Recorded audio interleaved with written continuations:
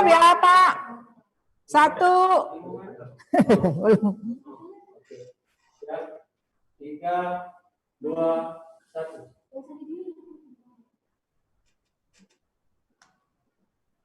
Virtual Fest di YouTube-nya Tribun Sumsel dan Seribuku TV. Yuk, siapa ya bintang tamu kali ini? Coba saksikan langsung ya.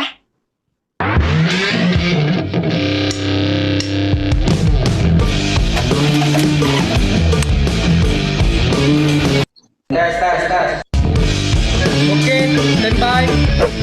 3, 2, 1. Assalamualaikum warahmatullahi wabarakatuh. Waalaikumsalam warahmatullahi wabarakatuh. Ya, jumpa lagi kita di acara Sumsel Virtual Fest 2020 yang tayang di YouTube Tribun Sumsel dan seribuku.com. Kali ini kita kedatangan 4 tamu istimewa. Kita akan membicarakan tentang bagaimana sih pariwisata kita di era new normal nanti. Ya, yang pertama kita ada Pak Isnaini Madani. Pak Isnaini adalah Kepala Dinas Pariwisata Kota Palembang. Selamat siang Pak Is. Pak Is. Ya, lagi di mana nih Pak? Salam Pesona Indonesia. Iya. Lagi di kantor nih Pak? Saya baru pulang, mau pergi lagi, ada pembukaan masterpiece, pembukaan kembali. Karaoke menyambut new normal. Wah, berarti udah benar-benar siap ya nanti ya. Nanti kita tanya banyak tanya ke Pak Isnaini Madani. Oke, yang kedua adalah Bapak Jodwe Nur. Nih Pak Jodwe Nur adalah General Manager Windam Opi Hotel Palembang. Selamat siang Pak Jod. Siang Ibu. Pak Jod nih orang bule ya? Bukan. Oh bukan. Nama aja bule. Oh alah, ternyata orang Jawa ya Pak ya?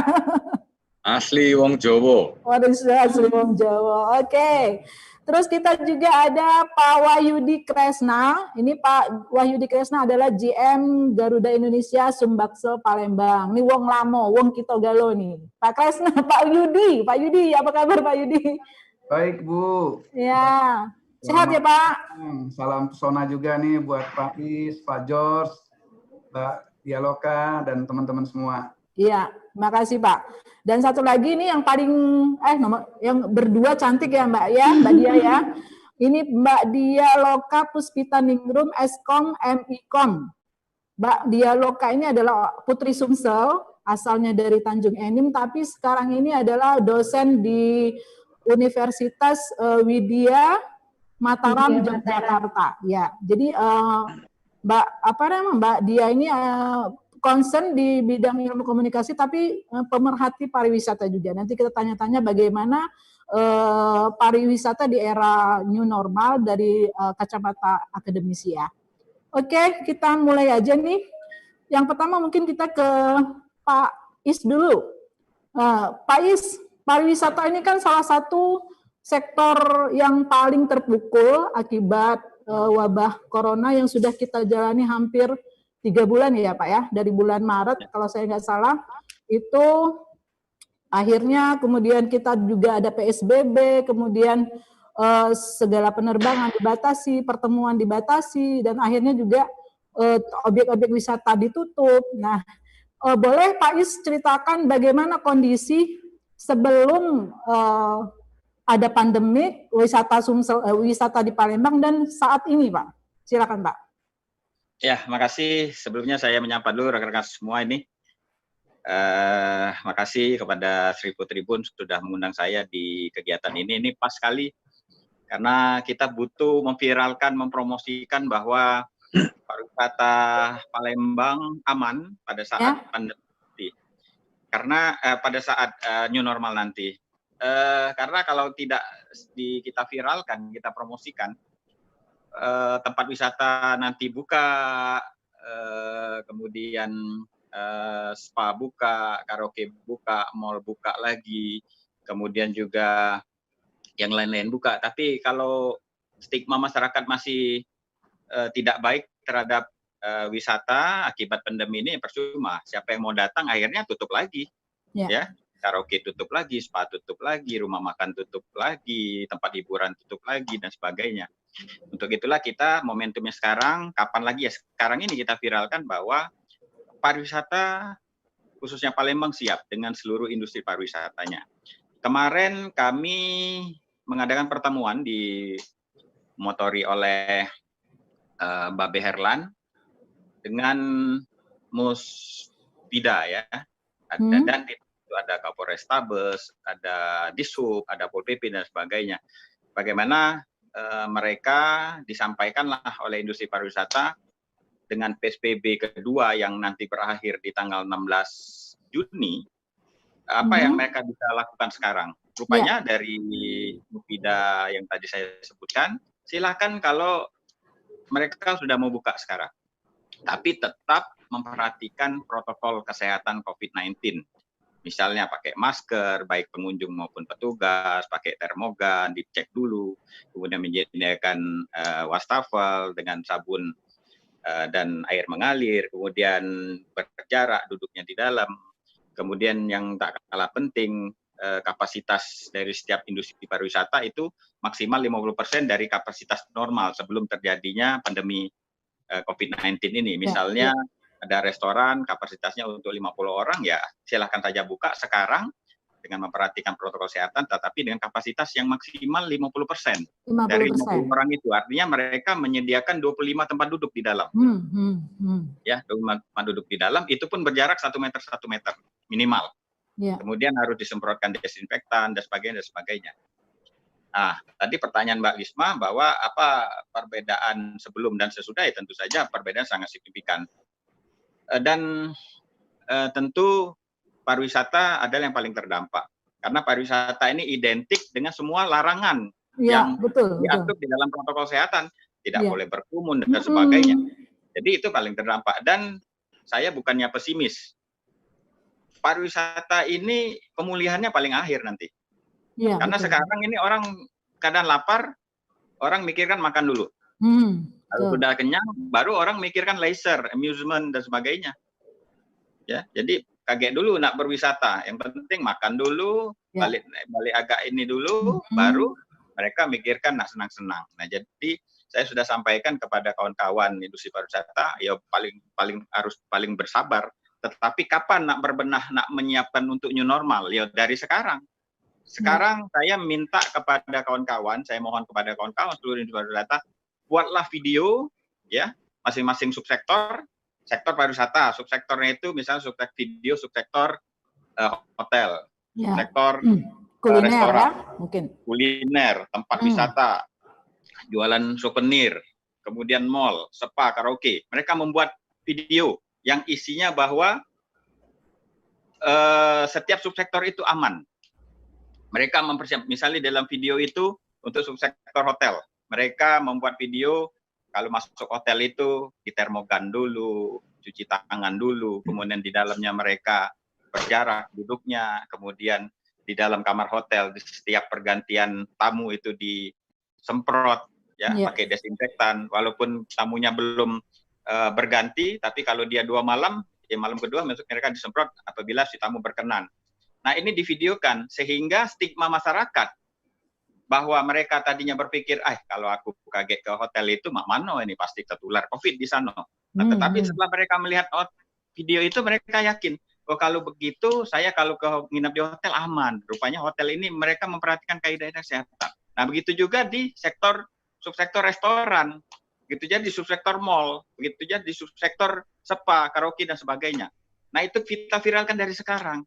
Kita minta juga mereka membuat video dengan endorse kepala daerah, dengan endorse misalnya Bujang Gadis Palembang, dengan endorse artis-artis yang terkenal kota Palembang. Kita viralkan. Dan ini harus memang dimotori oleh Kemenpar RI. Kita buat video seluruh Indonesia, bahwa pariwisata Indonesia ini siap. Apalagi nanti pada saat new normal ini bergulir, kita sudah menyiapkan juga protokol-protokol kesehatan yang sekarang gugus tugas itu sedang membuat poin-poin pranata bagaimana nanti new normal diterapkan di Palembang, apa yang mau kita siapkan. Misalnya, kita ada peraturan, kita ada subsektor gedung pertemuan. Sekarang bagaimana pertanyaannya kalau di gedung pertemuan itu boleh diadakan resepsi? Nah, rupanya di dalam aturan di gedung pertemuan itu resepsi itu boleh diselenggarakan. Sekarang juga boleh diselenggarakan, sudah boleh. Sudah boleh ya Pak? Oh. Sudah boleh. Tetapi dengan memperhatikan kaidah-kaidah atau protokol kesehatan. Misalnya gedung itu maksimal menampung 1.000 orang misalnya. 1.000 ya. Mereka boleh menyelenggarakan tetapi maksimal 50%-nya. 500 orang berarti. Artinya 50 orang. Nah, sekarang protokol atau kaidah-kaidah yang harus kita tentukan bagaimana membuat aturan tersebut. Ya, bagaimana bisa mengetahui bahwa orang itu 500 sudah misalnya lebih dari 500 mau dikemanakan orang itu, apakah disuruh pulang dan sebagainya. Nah, ini harus kita buat sekarang sehingga nanti pada saatnya Palembang New Normal Pranata itu sudah siap gitu loh. Nah, saya kemarin mengajak Babe Herlan kepada kawan-kawan industri pariwisata, mari kita sekarang membuat tim per subsektor. Ada subsektor gedung pertemuan, subsektor hotel, restoran, mall dan sebagainya. Sehingga kalau udah kita buat tim ini, tim membuat poin-poinnya, nanti kita berikan poin-poin ini kepada gugus tugas, sehingga gugus tugas akan membuat perwalinya nanti. Sehingga pada saat new normal perwali ini tinggal digulirkan saja. Inilah panduan kita bersama. Saya juga mengajak kemarin, ayo pemilik bangunan gedung pertemuan, kita buat kaidah ini, kita sampaikan kepada si calon penyewa bahwa kalau kalian para penyewa masih nak caro Palembang tulah yang lama, nak pacak lagi. Nak ada tarian, nak ada kata sambutan, nak duduk ini baru kaget ada kata sambutan pihak tamu, kata sambutan pihak rumah, tuan rumah dan sebagainya. Ada doa, ada tarian, ini tidak pacak lagi. Kita tirulah caro Jakarta, caro di Jawa sana, ada 2 sesi. Ada jam 11, ada jam 12, jam 12. Datang, makan, balik, Pak. Salam tidak boleh juga. Kita sepakat setiap pengelola gedung buat itu dengan dasar perwali tadi. Jadi ada dasar kita nak nolak si calon penyewa itu. Oke, sebenarnya ya Pak Is sudah panjang lebar. Nanti kita sambung lagi. Kalau tidak di stop oleh Pak Lino sampai maghrib aku ngomong. Ya, ke Pak Jod deh. Nah, gini Pak Jod, seminggu ini kayaknya hotel juga sudah mulai bergeliat setelah sebelumnya ada yang tutup. Aja saya catat itu ada 11 hotel tutup selama pandemi, itu dari datanya PHRI. Terus dalam seminggu ini tuh sudah mulai kelihatan ada hotel-hotel yang mulai meluncurkan program menginap dengan biaya murah. Nah, ini Pak Jod sendiri kira-kira sudah siap atau seperti apa nih hotel-hotel di Palembang ini, Pak Jod melihatnya?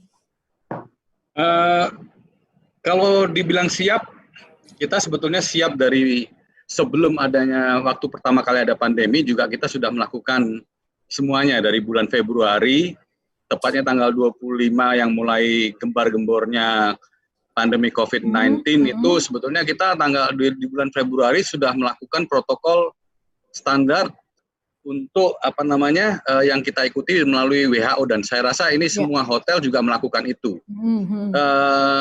Mulai dari hand sanitizer, tempat cuci kita sediakan di depan lobi, jadi orang yang sebelum masuk itu harus cuci tangan terlebih dahulu, terus dicek mereka punya temperatur tubuh dan lain-lain, itu sudah kita lakukan. Standar protokol benar. Itu standar protokol untuk yang kita ikutin dari WHO.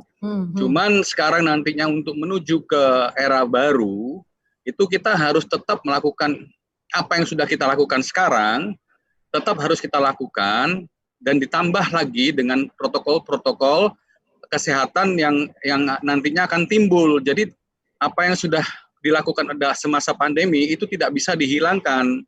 Karena yang seperti kita tahu, COVID-19 ini tidak akan hilang dalam waktu dekat. Iya, katanya sampai 5 tahun Pak. Waduh, gawat juga ya. Ya, itu perkiraan ya, perkiraan. Ya. Dan untuk bisnis supaya kembali seperti sebelum pandemi COVID-19 itu saya rasa juga tidak akan bisa terjadi karena sekarang terutama bisnis pariwisata yang disampaikan oleh Pak Isnaini Badani, bisnis pariwisata itu adalah kerumunan, semua orang bersatu di situ, betul. Ya, dan ini pun akan berdampak sampai nanti 2-3 tahun mendatang ke depan. Karena satu, misalnya contoh dengan Pak Wahyudi Kresna dengan Garuda Indonesianya, itu nanti misalnya pesawat dengan yang 200 sekarang tidak bisa mengangkut 200, hanya mengangkut 100. Nah, cost-nya kan akan bertambah.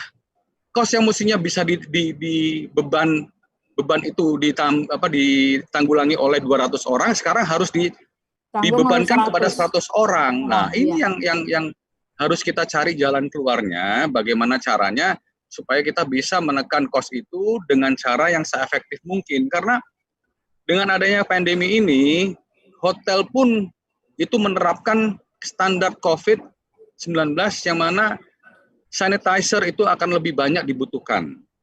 Ya, kamar yang mestinya hanya ya seminggu sekali atau sebulan sekali disanitize, itu bisa setiap hari itu bisa 2 kali, 3 kali. Ya, misalnya contoh kamar yang mau keluar ya, check out room. Sebelum kita make up room, itu kita harus semprot dulu karena kita nggak tahu yang tinggal di dalam apakah mereka kena COVID atau tidak. Ya, ini kita harus mulai dari keluarga kita sendiri. Jadi mulai dari karyawan dan lain-lain, terutama karyawan yang gugus depan ya, seperti housekeeping. Housekeeping itu kan paling berisiko, akan kena itu karena mereka membersihkan kamar dan lain-lain. Nah, itu kalau kita tidak memberikan confidence ke mereka, tidak memberikan rasa percaya diri bahwa mereka akan aman ya, otomatis mereka tidak akan bisa bekerja dengan baik. Itu nomor satu. Ya, otomatis kita melakukan pada waktu tamu keluar, kita semprot disinfektan terlebih dahulu. Kita harus menunggu waktu sekitar 45 menit sampai 1 jam sebelum kamar itu bisa dibersihkan.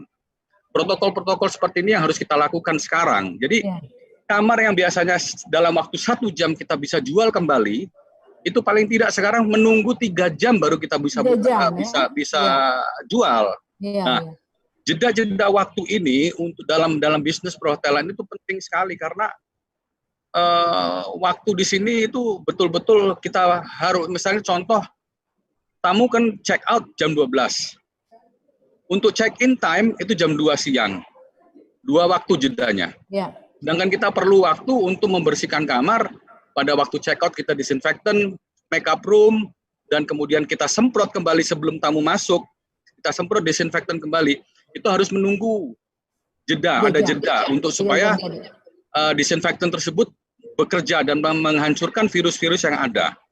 Nah, ini yang paling penting di kita, bahwa kita semuanya tahu dan kita juga harus memberikan edukasi kepada tamu-tamu kita, kepada masyarakat kita bahwa apa yang kita lakukan ini bukan untuk mendelay mereka punya kesenangan, tapi kita memberikan servis dan bahwa mereka itu semuanya aman, yang datang ke hotel aman, seperti yang disampaikan Pak Isnani tadi, bahwa itu adalah nomor 1, keamanan, kenyamanan itu yang nomor 1 kita terutama di usaha pariwisata, itu yang nomor 1. Okupansi sendiri seperti apa Pak sekarang? Okupansi saya nggak pikirin sekarang Bu, karena kita okupansi sekarang ini ya sejak bulan Maret. Kita harus kerjasama dengan pihak yang punya hotel ya, karena mereka juga harus tahu. Tugas saya dan tugas-tugas GM yang lainnya adalah memberitahukan kepada owners bahwa pada saat pandemi ini cost itu akan naik, tapi revenue tidak akan naik karena pasti akan berkurang. Tapi cost-nya untuk disinfektan dan lain-lain akan bertambah. Ya, karena demi kenyamanan dan keamanan safety daripada tamu-tamu kita. Nah, ini yang paling penting kita sampaikan ke owners ya. Dan alhamdulillah kita mempunyai ya sebagian besar owners hotel di Palembang ini mempunyai pengertian yang tinggi dan mereka betul-betul mengerti bahwa ini adalah demi reputasi dan keamanan hotel-hotel mereka. Dan mereka ingin supaya pada saat nanti era baru kita buka kembali, itu kita sudah siap. Nah, ini yang paling penting. Oke, Pak. Yang seperti disampaikan Pak Isna ini, bahwa kita dari sekarang, sebetulnya dari bulan Februari, itu kita sudah siap. Hanya sekarang kan ada step-stepnya. ya, siap untuk menanggulangi, untuk memerangi pandemi. Kemudian siap untuk menerima tamu pada saat-saat pandemi. Kemudian siap pada saat kita harus buka kembali di era baru. Kita harus siap, harus selalu siap. Itu yang harus kita lakukan.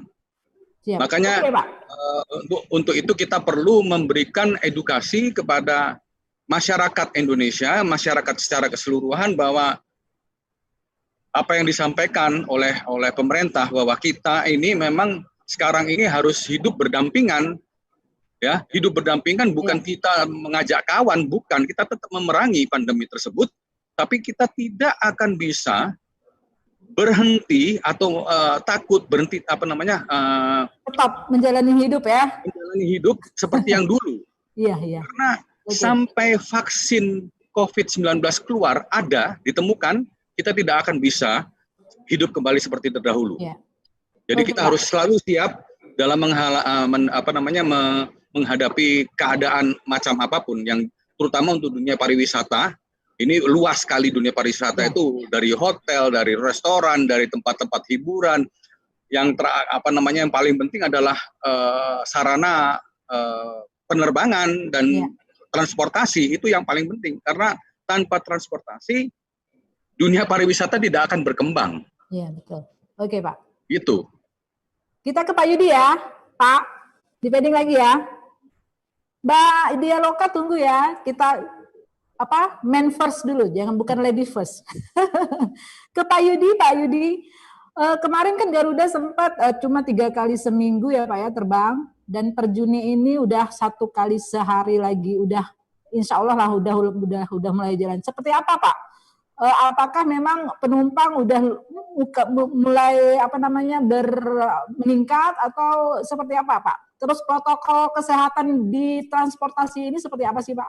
Silakan Pak. Baik, terima kasih semua teman-teman, ada Pak Is, Pak Jos ya. Jadi mungkin saya sampaikan memang tepatnya di pertengahan Maret ya Mbak ya.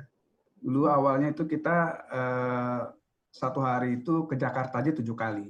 Ya 7 kali, tapi total seluruh penerbangan kita juga ada penerbangan ke Lampung, ke Jambi ya. Total penerbangan kami itu 1 hari itu bisa 15 flight Mbak per hari. Nah, waktu pandemi COVID-19 ini timbul, ya kita tetap ya menjaga juga, artinya sesuai dengan protokol kesehatan dan lain-lain, kita terbang seminggu 3 kali. Itu pun semua persyaratan kita harus cek ya satu-satu ya. Jadi kita lengkapin, dan satu pun persyaratan yang nggak ada ya kita akan tolak penumpang itu.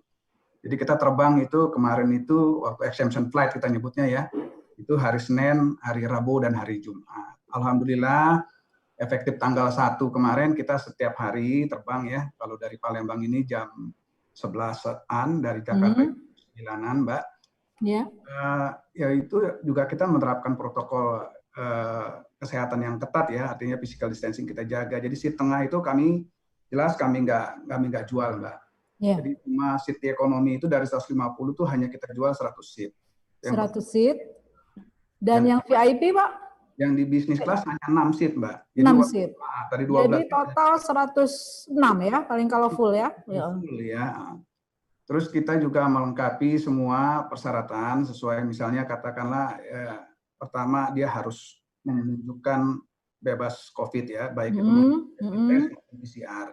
Kalau rapid test itu berlaku 3 hari, kalau PCR itu berlaku seminggu. Kalau sekarang ini ya memang nggak perlu lagi ada surat tugas dan lain-lain ya, atau SIKM. Kemarin kita masih sempat ya. Terus kita juga melengkapi di pesawat kita dengan HEPA, artinya ada saringan yang bisa membunuh virus atau partikel-partikel ya. Jadi saringan itu sangat penting ya, dan itu selalu kita jaga. Jadi udara sirkulasinya itu kita harapkan baik lah ya. Artinya walaupun ada virus atau kuman-kuman akan mati melalui HEPA itu. Dan semua penumpang kita wajib menggunakan masker Mbak. Nggak bisa enggak ya. Jadi waktu check-in pun, waktu di bawah pun kita tanyain ya, masker itu harus dikenakan, sampai dia duduk di atas pesawat pun harus dikenakan.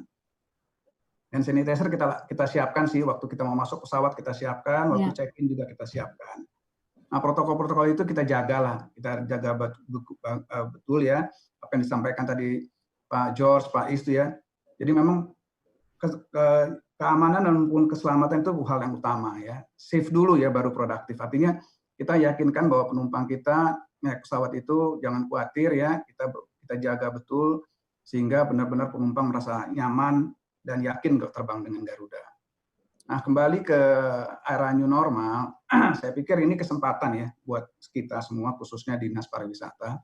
Saya sependapat dengan Pak Is, memang pariwisata ini mungkin paling terparah lah ya, artinya recovery-nya paling lama ya. Namun kalau saya melihat ada peluang Pak, dalam arti kita cobalah kita dorong MICE-nya ini. Jadi kalau Pak Is tadi bilang bahwa lari apalagi karaoke udah buka, spa ya. Karena MICE ini kita kalau pariwisata kan artinya objek wisata yang kita tonjolin ya apa. Tapi kalau MICE ini meeting, incentive, convention, exhibition, Bali ini Palembang punya peluang. Hotel-hotel bintang 5 ya seperti yang Pak Jos katakan tadi ya dilengkapi. Saya setuju banget dengan Pak Is ya. Kita juga sudah buat Pak Is, nanti saya akan kirim ke Pak Is. Jadi kami memang diwajibkan Pak ya oleh Menek BUMN. Jadi bagaimana orang dari masuk pintu kita videoin, seating arrangement-nya kita atur ya, cuci tangan di depan, kita ukur dulu. Jadi betul-betul itu betul-betul dari proses awal dia mau masuk ke kantor kita sampai keluar lagi itu kita videokan. Jadi itu memang bagus sekali yang Pak Isman kita share ya, kita yakinkan bahwa di Palembang ini baik penerbangan, hotel, semua sudah siap dengan era new normal. Yeah. Bahkan ada beberapa video-video dari hotel bintang 5 pun saya dapat itu luar biasa ya, ketat sekali memang. Jadi istilahnya penumpang merasa yakin bahwa kalau saya ngadakan meeting di Palembang ya, baik itu meeting atau convention atau apapun yang sifatnya perjalanan dinas ke Palembang, itu mereka yakin bahwa Palembang itu paling safe gitu. Selain jaraknya dekat, penerbangan ada, hotel bintang 5-nya banyak ya, fasilitas kesehatannya komplit. Tadi Pak Is juga bilang sekarang udah entertainment-nya sudah mulai mengikuti ya, baik itu karaoke apa itu bagian dari kita nggak mau ya, kita artinya kita harus akui bahwa itu bagian dari MICE juga itu. Orang tertarik untuk melakukan MICE di Kota Palembang ini. Iya. Itu kira-kira bulan-bulan berapa lah ya Pak ya? Paling aman itu kira-kira. Ada perkiraan nggak? Apa gimana Mbak? Maaf. Kira-kira MICE dan segala macam itu Palembang benar-benar siap itu di bulan berapa lah kira-kira? Nah inilah kesempatan. Jadi menurut saya mumpung kota-kota lain belum, jadi ini kesempatan kita. Kalau perlu kita declare Mbak. Pak Is dan jajarannya, Pak George dengan jajarannya, kita declare kita kota yang paling siap untuk menyelenggarakan MICE. Jadi kita jangan kalah dengan Bali, dengan Jogja, bahwa Palembang ini di era new normal paling siap untuk ditunjuk sebagai kota MICE. Ya kita kita langsung aja positioning kita ke situ aja dulu. Karena kalau kita menyangkut yang lain, kan kita ini kan artinya bertahap ya Mbak. Yang kita jual nih apa sih dulu untuk supaya orang datang ke Palembang? Menurut saya MICE Mbak. Karena apa ya? Karena saya lihat hotel-hotelnya sangat mumpuni, kapasitasnya bagus, hotel bintang 5-nya banyak ya. Ini yang artinya bahwa positioning ini kita dorong ke Menteri Pariwisata Pusat maupun Bekraf bahwa Palembang ini siap era new normal dengan menjadi tuan rumah MICE. Kalau perlu Pak Is, setiap ada MICE yang adakan di sini, kita jemput Pak. Kita kasih spanduk, ya kita kasih half day tours, misalnya katakanlah baik virtual maupun Pak Is saya lihat udah buat juga itu virtual ke Taman Lawang Sewu dan lain-lain itu. Lawang Borotan. Ya, itu luar biasa Pak. Jadi artinya itu additional Pak, sweetener buat orang-orang yang menyelenggarakan MICE Pak. Jadi kita sebar ke seluruh provinsi bahwa apabila Anda ingin menyelenggarakan MICE di Kota Palembang, Anda akan mendapatkan ini loh dari Dinas Pariwisata. Sweetener ini yang kita butuhkan, artinya bahwa ada preferensi, oh ya kalau gitu saya ngadakan di Palembang, selain jaraknya juga nggak jauh ya. Kedua juga artinya aman, dilengkapi dengan sebuah protokol kesehatan. Nah, MICE ini bukan main ya, besar sekali Mbak. Ini kita harapkan ya memang selama ini dengan adanya pandemi ini orang selalu pakai Zoom, tapi ya kita nggak bisa dipungkirin bahwa perjalanan itu udah ada budgetnya Mbak, dan mereka juga pasti akan pakai itu. Cuma karena mereka masih takut aja nih. Tapi once begitu dibuka, saya yakin gelombang MICE ini akan kencang lagi jalannya ya. Perjalanan dinas baik dari ASN, dari swasta dan lain-lain. Nah ini kesempatan peluang kita untuk sama-sama sinergi di antara pariwisata dalam hal ini dan hotel dan lain, dan kita sama-sama coba kita branding ini supaya apabila ada orang menyegarkan MICE di Kota Palembang, ini ada additional value, ada sweetener dari dinas pariwisata maupun dari hotel bahwa ini loh, misalnya katakanlah kita cobain dengan naik LRT lo nyebrangin Sungai Musi, simple aja, atau ngelihat kerajinan songket dan lain, itu cukup kok, nggak usah lama-lama karena orang sibuk ya. Paling menurut saya half day tour itu paling 4 jam, 3-4 jam enough, mereka tapi happy gitu, pulang dapat sesuatu yang luar biasa. Artinya mereka merasa nggak usah gitu ya, mereka datang aja kita sebarin spanduk aja, itu MICE itu mereka udah rasanya wow, luar biasa sambutan dari Kota Palembang. Mungkin terima kasih. Ya, berarti mungkin yang urgent sekarang ini adalah mengembangkan MICE dan juga memulihkan sektor-sektor yang mungkin sejarah ya, wisata sejarah, wisata kuliner dan sebagainya. Oke, ke Mbak Dia Loka nih. Makasih ya udah menunggu Mbak Dia.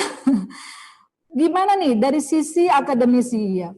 Karena pariwisata ini kan paling faktor yang paling berisiko tinggi karena tadi dibilang Pak, tempatnya berkumpul orang, tempat lagi pertemuan-pertemuan segala macam. Nah, apakah saat ini menurut pandangan dari sisi akademis ini sudah cukup tepat untuk melaksanakan new normal, sementara dari sisi penanganan COVID sendiri kan masih terus berjuang nih. Karena setiap hari masih dalam 2 digit nih kalau di Palembang pertambahan pasien COVID ini masih 2 digit dan belum ada yang sifatnya menurun. Nah, kira-kira seperti apa nih Mbak Dia Loka? Oke, terima kasih Mbak Lisma untuk kesempatannya pada siang hari ini. Mungkin kalau menurut pandangan saya sih, apa yang disampaikan teman-teman di forum ini, Pak Wahyudi, Pak George, ataupun Pak Isna ini, kelihatannya para stakeholder pariwisata itu baik pemerintah, pelaku usahanya maupun masyarakat itu sudah mulai bersiap untuk menyambut fase atau gerbang baru ini sendiri khususnya di sektor pariwisata. Tapi yang harus kita lihat juga sektor pariwisata itu tadi tidak bisa kita lakukan secara langsung apalagi di tengah pandemi saat ini karena memang akan beresiko tinggi. Yang mana nantinya akan berdampak kepada image suatu daerah, terutama ketika nanti akan mengembalikan image itu lagi seperti kondisi semula. Maka dari itu, yang saya lihat sebenarnya memang harus dilakukan secara bertahap dengan tetap mengutamakan standar protokol yang sudah ditetapkan oleh WHO.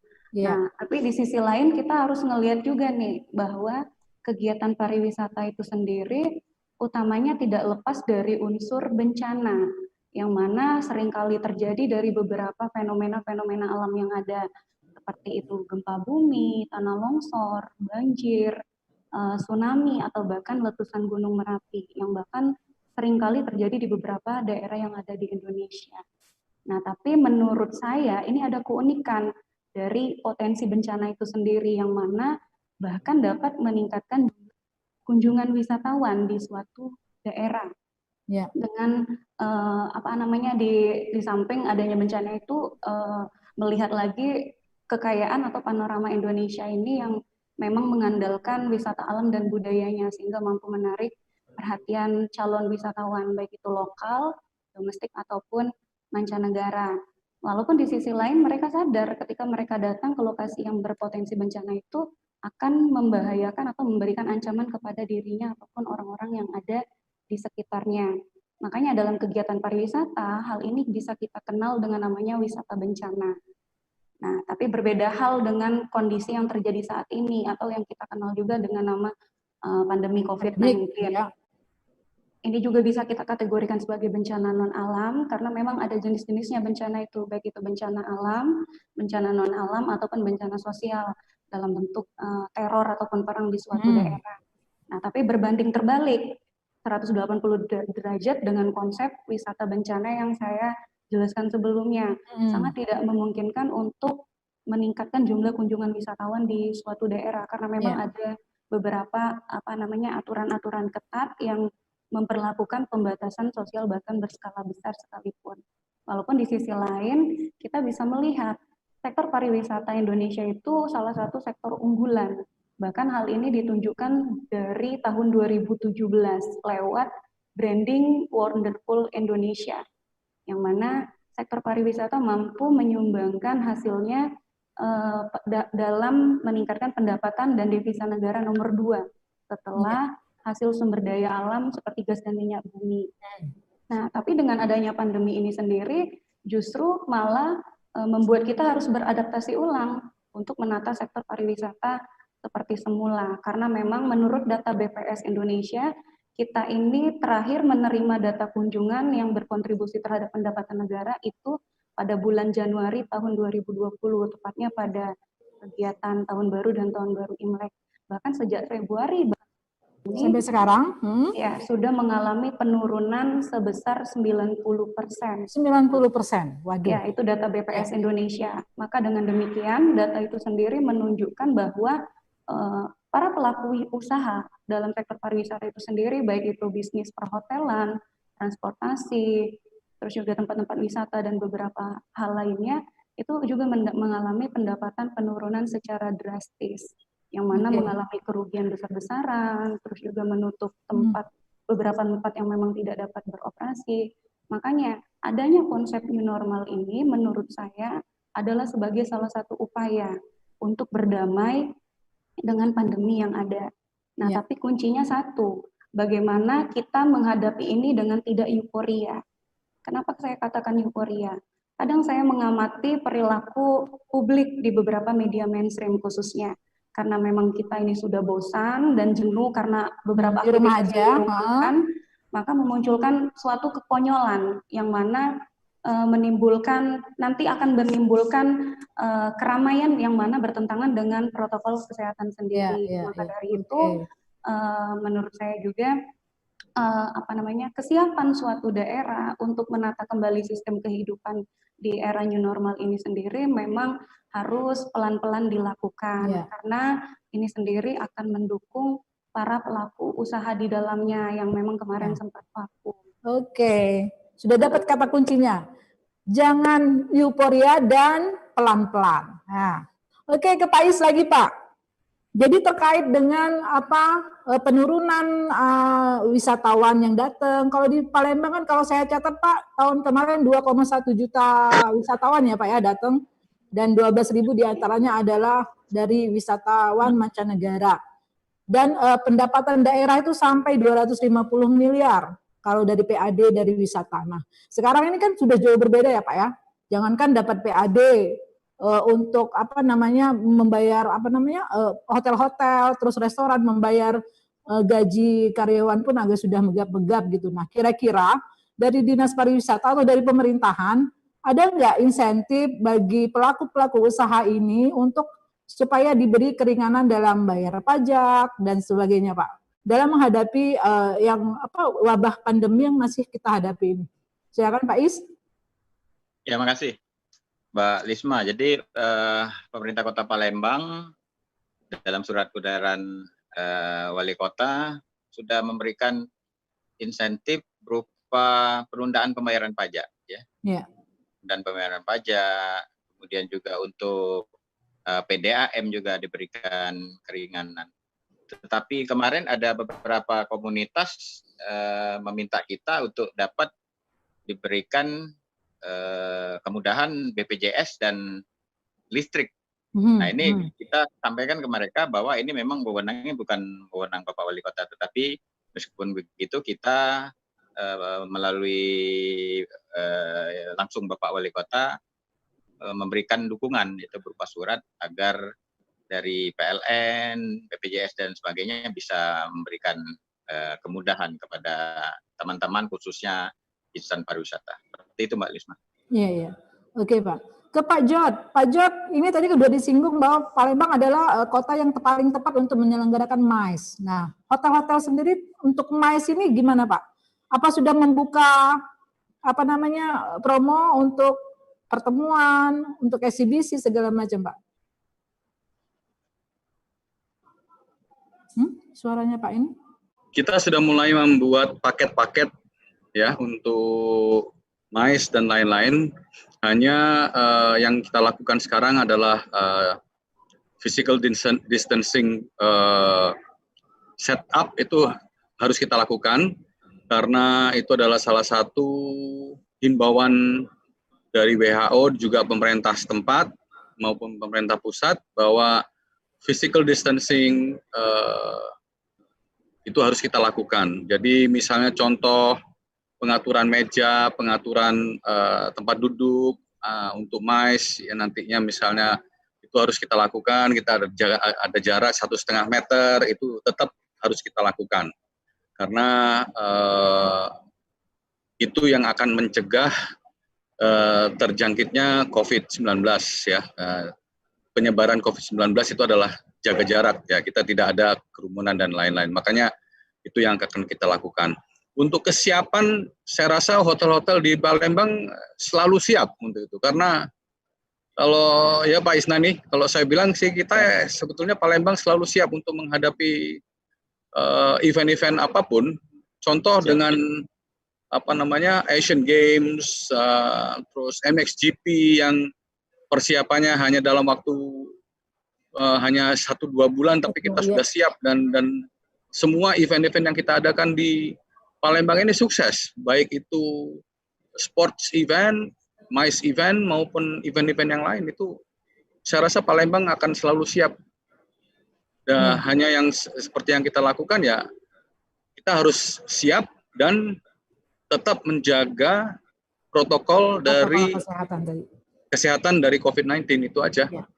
Iya, oke. Dan pemerintah ini sudah banyak sekali membantu. Ya, oke Pak. Pak Yudi, kalau soal tarif penerbangan seperti apa Pak sekarang Pak? Kalau tarif penerbangan kita masih sama ya.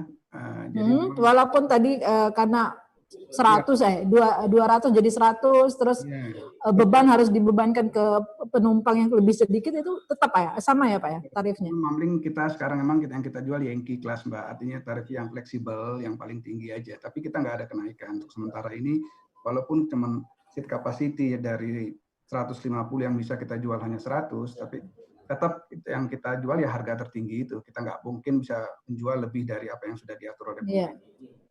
Terus mengenai penurunan, memang kalau bicara penurunan, itu sebelum pandemi itu rata-rata itu yang datang maupun yang keluar dari SMP 2 itu rata-rata 11.000 Mbak per hari. Iya, iya.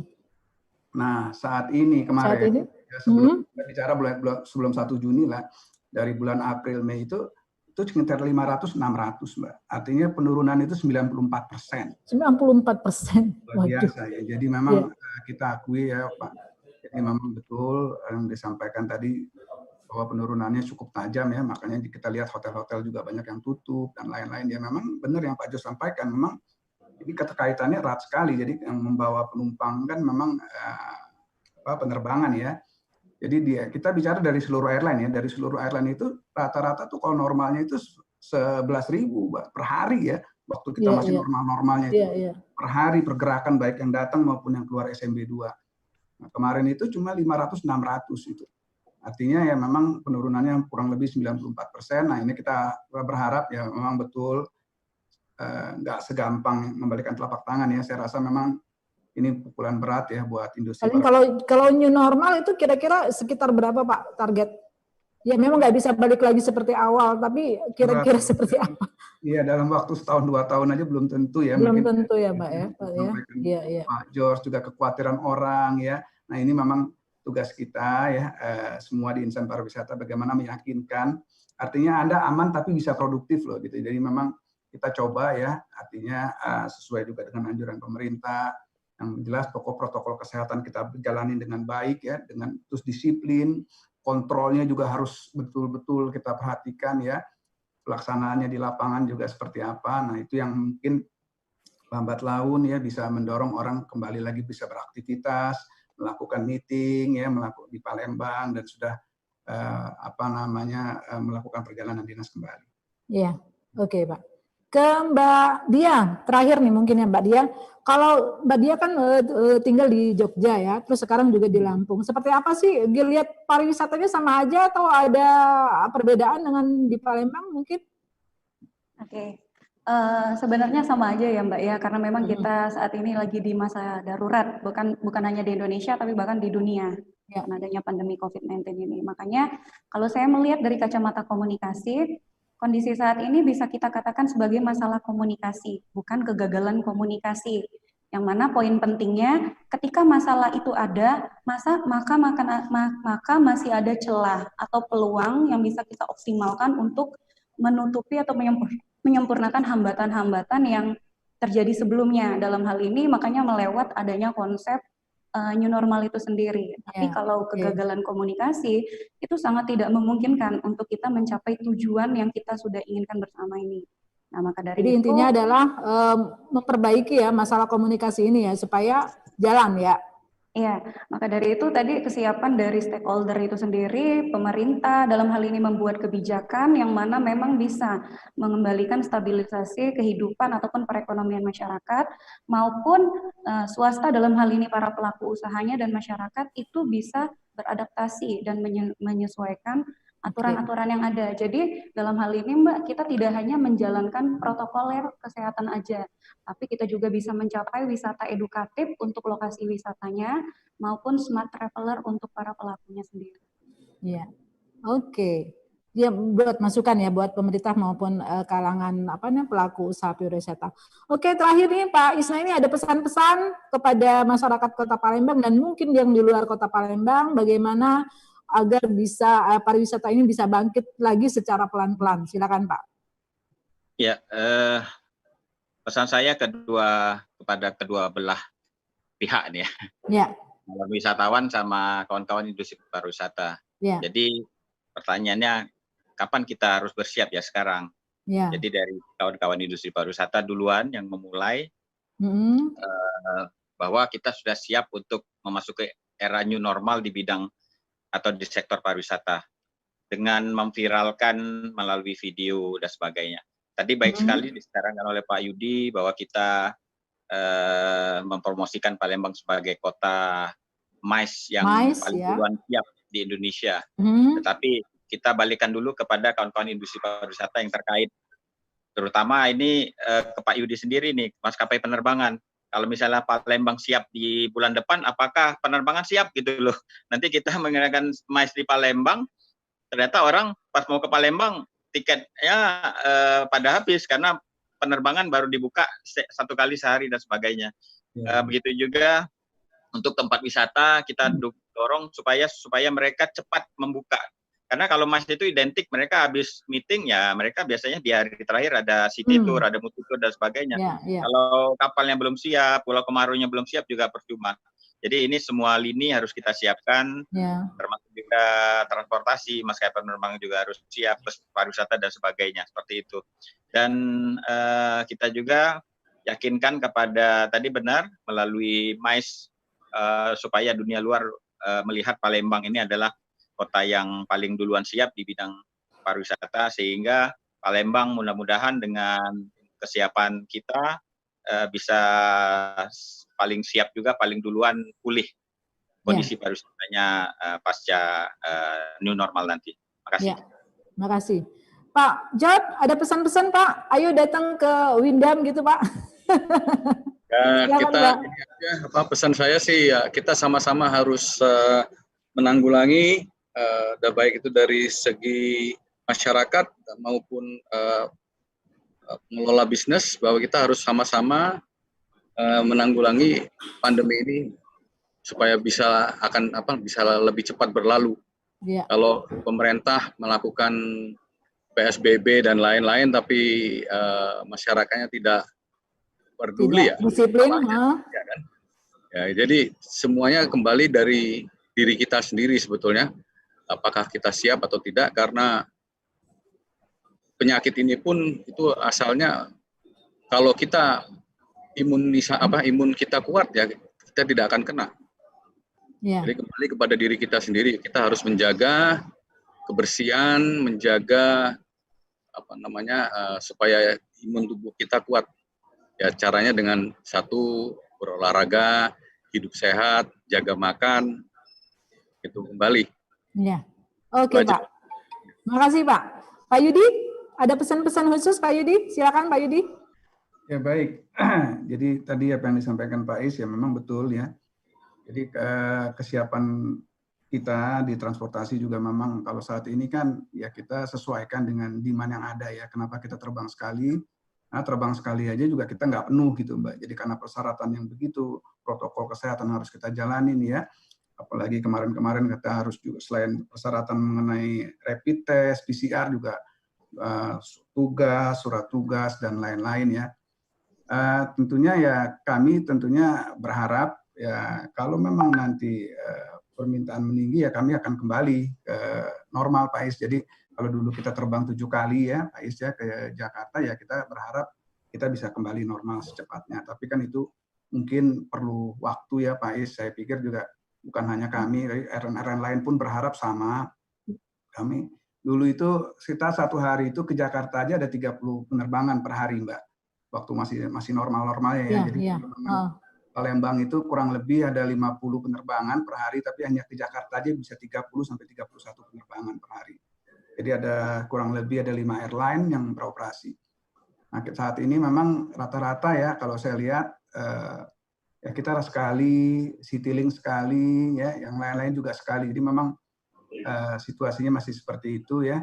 Kita berharap tentunya pandemi ini segera bisa berakhir ya atau paling enggak berkurang sehingga semua kegiatan bisa berjalan kembali ya walaupun dengan kita tahu dengan menjaga protokol kesehatan ini kita juga berharap semua insan pariwisata juga komit dengan menjaga keselamatan maupun semua yang ada di Palembang ini juga tetap bisa berjalan dengan baik. Iya. Oke. Terima kasih kepada para narasumber, Pak Is, terus Pak Jod dan Pak Yudi, dan juga Dia Loka ya. Terima kasih atas sudah bergabung. Semoga apa yang kita bicarakan hari ini bisa memberikan manfaat kepada stakeholder dan juga para wisatawan yang ingin mulai. Rasanya sudah mau berjalan, mau jalan-jalan dan sebagainya. Semoga kita ke depan bisa ketemu lagi ya Pak di new normal yang benar-benar new normal ya Pak ya. Oke, terima kasih Pak. Assalamualaikum warahmatullahi wabarakatuh. Salam warahmatullahi wabarakatuh.